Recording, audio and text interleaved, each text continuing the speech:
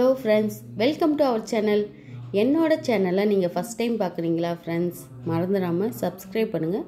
இன்றைக்கி எவ்வளவோ modern dress வந்தாலுமே அந்த பாவாடை தாவணி சட்டை வந்து குழந்தைகளுக்கு அந்த ஏஜில் போட்டு பார்த்தாலே அது ஒரு அழகாக இருக்கும். அது பாவாடை தாவணினா பஃப் ஸ்லீவ், இந்த மாதிரி அந்த பஃப் ஸ்லீவ் வச்சு போட்டால் தான் அதுவுமே சூப்பராக இருக்கும்.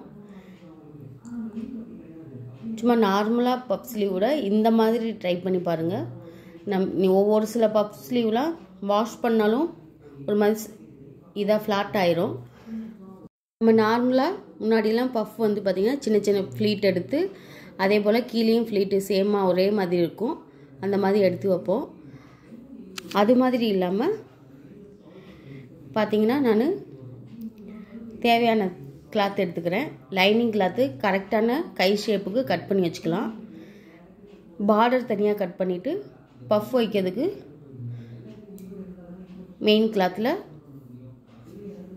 நல்லா லென்த்தாக எடுத்துக்கிறேன். ஒரு 24 இன்ச் எடுத்துக்கிறேன்.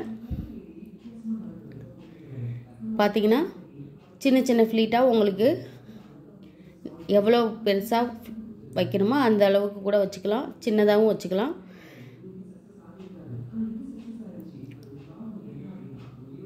சும்மா ஒரு இன்ச் அளவுக்கு சின்ன சின்ன ஃப்ளீட் எடுத்து வச்சுக்கிறேன். இந்த சைடு ஒரு 5, 6, 7 எத்தனை வேணாலும் வச்சுக்கலாம். நமக்கு சின்ன பசங்க தானே, நிறையா ஃப்ளீட் வச்சு போட்டாலும் சூப்பராக இருக்கும்.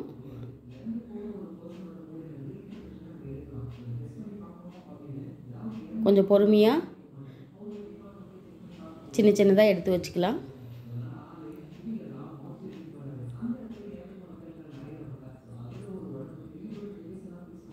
நார்மல் பஃப்பில் இதே மாதிரி கீழே அப்படியே வச்சுருவோம்.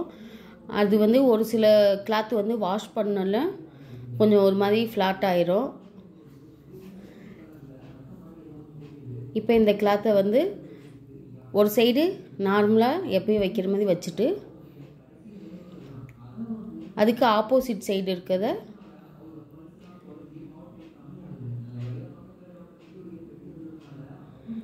முன்னாடிலாம் இப்படியும் நேராக அதே போல் தையல் போட்டுருவோம். ஆனால் அது அப்படி பண்ணாமல் இதை கொஞ்சம் ரிவர்ஸில் அந்த ஃப்ளீட்டை எடுத்து அப்படியேவும் ஒரு ஃப்ளீட்டாக முன்னாடி வந்து இந்த டைரெக்ஷனில் இருக்கும். இப்போ பார்த்திங்கன்னா அதுக்கு ஆப்போசிட் டைரெக்ஷனில் இப்படி திருப்பி வச்சு தச்சிடலாம். ஒன்று ஒன்றும் கரெக்டாக பார்த்து நேராக அழகாக இந்த சைடும் இது போல் தைச்சாச்சு. இப்படி தைக்கும்போது உங்களுக்கு நல்லாவே அந்த பஃப் ஷேப்பு நல்லா தெரியும். இப்போ பார்ட்ரு பார்த்திங்கன்னா தேவையான அளவு கொஞ்சமாக கட் பண்ணிக்கலாம். இவ்வளோ பெரிய பார்ட்ரு தேவையில்லை, இருந்தாலும் தைச்சிட்டு கட் பண்ணுறேன். இதில் நம்ம பஃப் வச்சதும் பார்ட்ரையும் உள் பக்கமாக அப்படியே வச்சு தைச்சிடலாம்.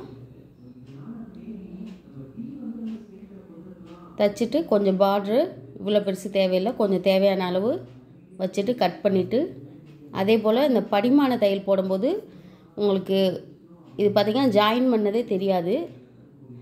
பஃப்புக்கும் அந்த பார்டருக்கும் ஜாயின் பண்ண தெரியாமல் இருக்கும் அந்த படிமான தையல் போடும்போது. இதில் லைனிங் கிளாத் வந்து கரெக்டான அளவுக்கு வச்சுருக்கோம். இதில் பார்த்திங்கன்னா ரொம்ப ஈஸியாக இப்படியே ஒரு ரிவர்ஸில் வச்சு நம்ம நார்மலாக தைக்கிற மாதிரி மேல் பக்கமாக லைனிங் கிளாத்தை வச்சுட்டேன்.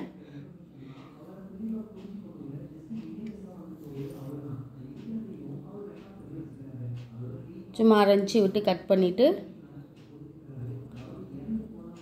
அதை அப்படியேவும் நம்ம திருப்பிட்டு ஒரு படிமான தையல் போட்டுடலாம்.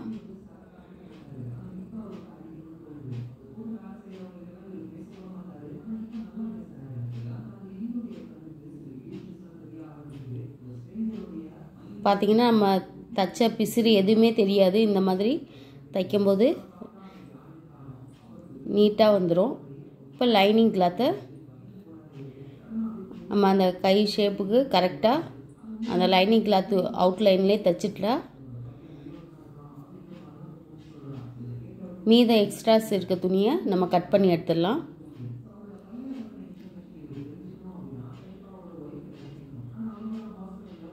இந்த பட்டு பாவாடை சட்டை, ஆஃப் சாரீ இந்த மாதிரிக்கெலாம் இந்த மாதிரி பஃப் ஸ்லீவ் வச்சு போட்டால் சூப்பராக இருக்கும். சாரீக்குமே கொஞ்சம் ஒல்லியாக இருக்கவங்களாம் இந்த மாதிரி ட்ரை பண்ணால் நல்லாயிருக்கும். பார்த்திங்கன்னா நீங்கள் எவ்வளோ தான் என்ன தான் துணி தண்ணியில் போட்டு அலசினாலும் என்ன பண்ணாலுமே அந்த ஷேப் மாறவே மாறாது.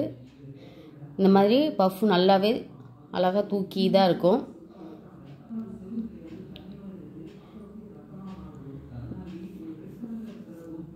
இதை ப்ளவுஸோடு அட்டாச் பண்ணிட போகிறேன்.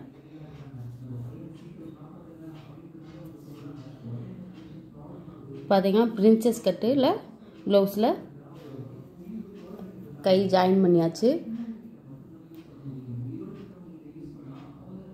ஆஃப் சாரீக்கு பார்த்திங்கன்னா சூப்பராக அழகான நீட்டாக இருக்கும்.